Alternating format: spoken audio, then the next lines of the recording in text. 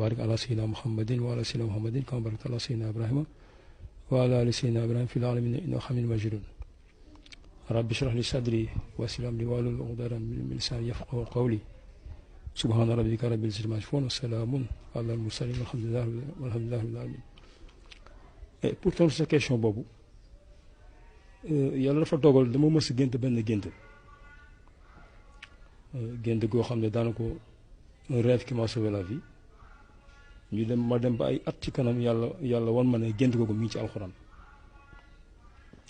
Bon il fallait ma gëstu gént googu ndax réellement Mouhamed moo ko gént ndax wala man exclusivement maa ko gént.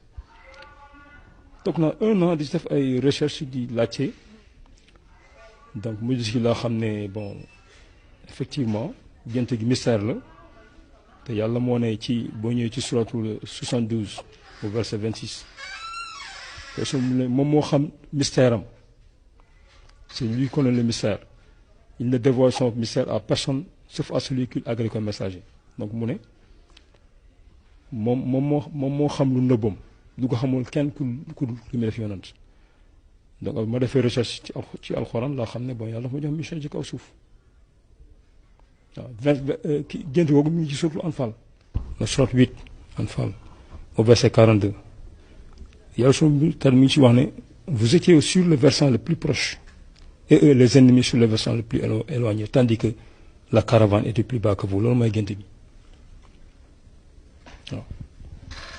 Donc boo ko génte ba pare ce qui s'est passé mooy ay bi nga xamante ne nii par exemple yàlla sax mu ngi ci waxaat mu ne en songe au verset 43 Allah te les avait montrés peu nombreux car si te les avait montrés nombreux vous auriez certainement fléchi et vous vous seriez certainement disputé à propos de l'affaire mais Allah vous en a préservé il connaît le contenu de cœur mais boo xoolee verset bi sax gént gi fi muy jeexee pour mu wax la ne par exemple yàlla moo ne damay wàcc ay yonante ci malaaka yi ak ci nit ñi mais nag toujours nag ci ndigalu yàlla ñoom la ñu dox nga fii ci gént gi ci fin bi mais yàlla moo ne ci suratul au verset 42 mais il fallait qu'Allah accomplisse un ordre qui devait être exécuté un ordre qui devait être exécuté pour que celui qui périt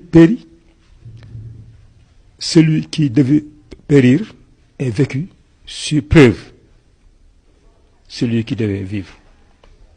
Et yàlla mu ne et rappelle-toi le moment où les croyants complotaient contre toi pour t'emprisonner et t'assassiner et te bannir ils complotaient mais Allah fait échouer leur complot. Donc c'est un rêve qui m'avait sauvé la vie. Voilà donc ma demee ba ci biir laa xam ne man yàlla jox na mission ci kaw suuf quoi.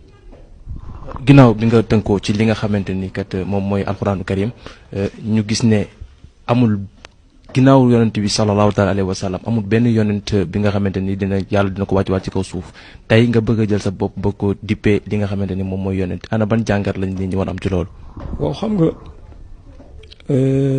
alxuraan amul fenn fi yàlla ne Mohammed est le dernier des messagers il a dit dans le même verset puis mu cité il est le dernier des prophètes mais yàlla suñu boobu tàddi moo ñu xamal ne jusqu'à présent des prophètes existent gars yi xam nañ luy messager ku yàlla lu yónni mais xam ñu lu prophète ay xeetu nit la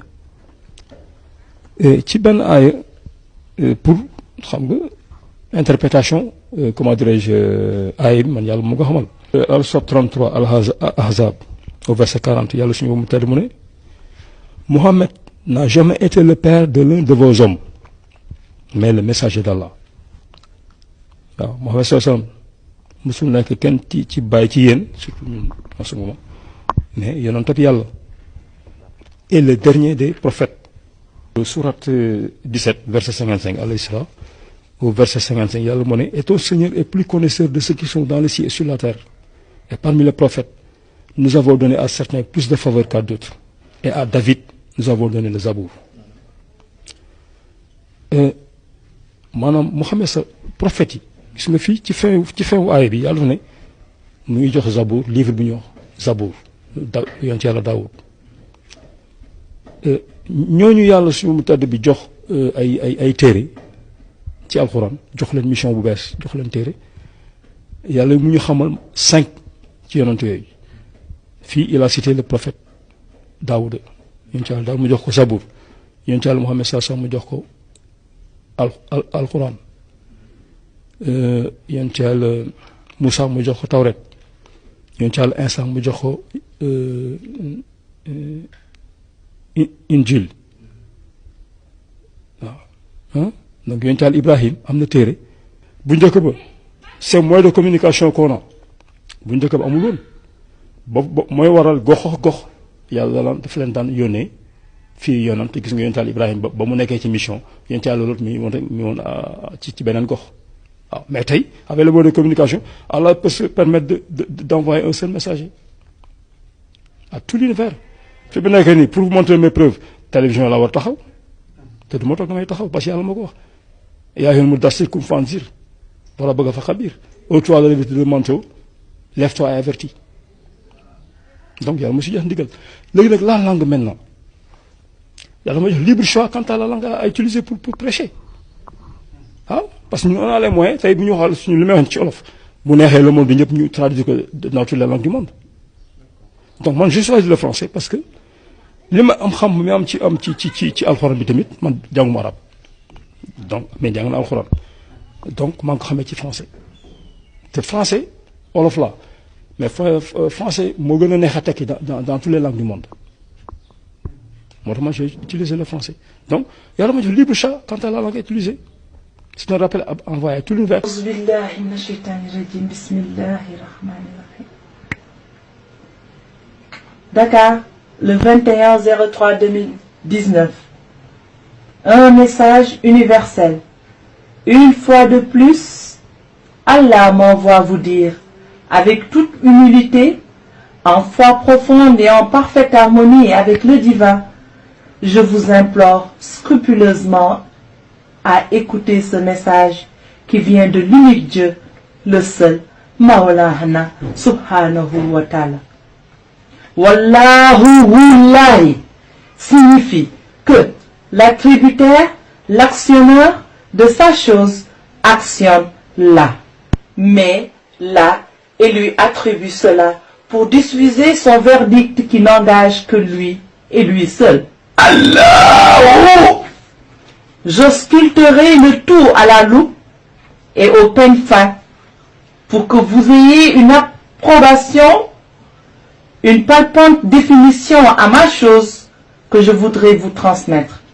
Dorénavant, celle-ci, celle-là, vous paracheminerez mes dires qui viennent de la plus haute définition jamais vue, su ni entendue.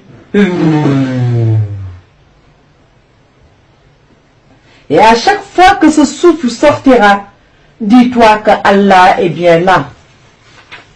Allahu Akbar. À mon attention, à ma sentence, à ma décision décisionnaire, à l'avalanche, à l'éclosion, à la manière de faire et d'agir. Du verdict divin à la chose même, à l'union, à la sainteté même, à ça. Là, à ceci-là. Oui, c'est bien de ça là dont je vous parle avec objectivité et avec une seule voix, celle de ma providence, providentielle, qui est mes attributs à moi tout seul. Allahu Akbar. Je décida et mets ta instruction à tenir sur tout. Allahu Akbar. Je vous révèle aujourd'hui au grand jour l'obtention totale. Allahu Akbar. L'obtention totale d'un chef-d'œuvre divin. Allahu Akbar. Innaka rabbuka la shadidun.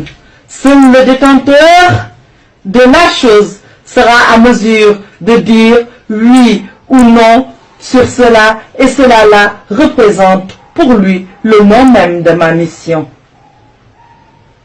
Allahu Akbar. Donc, en conclusion, en aucun cas, ceci-là ne peut être rejeté par qui que ce soit, Alors j'aurai intervenu, je me positionnerai là pour réajuster toute pensée qui voudra aller à la dérive ou à l'encontre de ma décision décisionnaire. Moi, Allahu. Moi, Allahu. Allahu lana. Allahu Kuf'an. Allahu Ahad. Lui et lui seul. Que j'ai bien voulu faire d'elle la représentation de ce que j'aurais voulu qu'elle soit.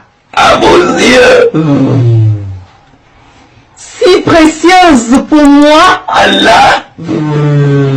j'obtiendrai satisfaction si à l'unanimité tous ensemble Aurait fait d'elle l'exploit. L'exploit tangible qu'elle est devenue. Aujourd'hui, à mes yeux, si je peux m'exprimer ainsi, pour que vous, êtres humains, soyez plus réceptifs à mes dires et à vos pensées, je me positionnerai là pour m'y mettre et que tout un chacun ressentira mes dires et saura que Zayd Zaman est un canal et reçoit mes dires de par cette puissance du Verbe divin que je lui insuffla à chaque fois que j'aurai un message pour vous, êtres humains. Allahu Akbar.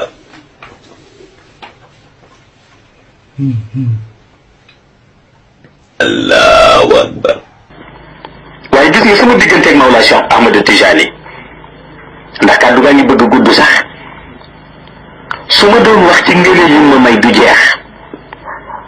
am na jour boo xam ni jour vendredi la le 8 août 2014 vendredi 8 août 2014 boobu ñu ngi nekk ci biir wasifa timis fii ci Medina Cheikh ci la Mawlaa Cheikh Ahmad Tijani ñëw ci wasifa bi ni ma may naa la benn siège ca Basatul Jalal en face buildingu yàlla buildingu Allahu Nuuru Samawati wal Ardi vendredi 8 août 2014 bi ñu nekkee ci séance wasifa timis Mawlaa Cheikh Ahmad Tijani ñëw ni ma Seydi Mouhamed El Cheikh ma ni ko labbayk mu ni ma may naa la benn siège boo xam ni ma nga nekk ca juróom-ñaareelu asamaan jàkkaarloo building Allahu Nuuru Samawati wal Ardi moo tax gis nga lii problème bi mooy ñu néew ñoo mën dem Basatul Jalal xutbu yu mag yi kese ñoo fa mën dem waaye gis nga tey ku dem Basatul Jalal ca buildingu lumière yàlla bay tourné soo toogee sa wetu building ba di xool buildingu lumière yàlla na muy tourné di nga seen beneen building bu weex buy tourné building boobu turu Seydi Mouhamed El Cheikh luñ ci bind Mawlaa Cheikh Ahmad Tijani moo ko façonné tabax ko fa ci lumière ba noppi ñëw vendredi 8 août 2014 ci wasifa bi may ma building boobu muy sama siège man am naa siège ca 7e ciel moo tax xalaat naa ni monde shahada bii ku ma ciy jox cër ku ma ko ci dul joxe yam ndax ku am siège juróom-ñaareelu asamaan siège monde shahada bii du la jaaxal waaw waaye loolu yëpp pour lan la mooy pour wan leen ñii ñu am cër bi ñu Mawlaa Cheikh Ahmad Tijani defal